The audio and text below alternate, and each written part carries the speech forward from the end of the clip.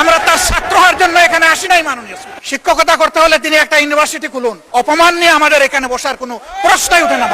সংসদ সদস্য এবং স্বরাষ্ট্র মন্ত্রীর প্রতি সম্মান রেখে বলতে চাই, আজকে নতুন করে তিনি এই শব্দগুলো উচ্চারণ করেন নাই।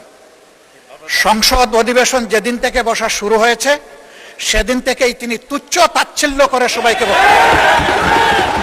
উনি নিজেকে কি মনে করেন আমি বুঝতে পারি না। এমনকি তিনি সেই দুঃসাহস এখানে দাঁড়িয়ে তিনি দেখিয়েছেন, তিনি বলেছেন যে এই সংসদে তিনি শিক্ষকের ভূমিকা পালন করবেন। আমরা তার ছাত্র হওয়ার জন্য এখানে আসি নাই। মাননীয় শিক্ষকতা করতে হলে তিনি একটা ইউনিভার্সিটি খুলুন, ওখানে যার পছন্দ গিয়ে ভর্তি হবে, ওনার লেকচার শুনবে।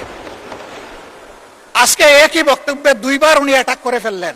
এইটা পার্লামেন্টারিয়ান ফ্যাসিজম, এটা হওয়া উচিত না। উনি এই পল্টন আজকে নতুন করে বলেন নাই, হিট দিয়ে কথা বলেন নাই। আজকে আমি সুস্পষ্টভাবে দায়িত্ব নিয়ে বলছি, এই পার্লামেন্টের সৌন্দর্য বিধানের জন্য উনাকে দুঃখ প্রকাশ করতে হবে এবং উনার বক্তব্য সংসদের এই কার্যপ্রণালী থেকে এক্সপান্স করতে হবে। যদি এইটুকু করে আমরা বসবো, না হইলে এখানে বসা অপমান নিয়ে আমাদের এখানে বসার কোনো প্রশ্নই উঠে না। আপনাকে ধন্যবাদ।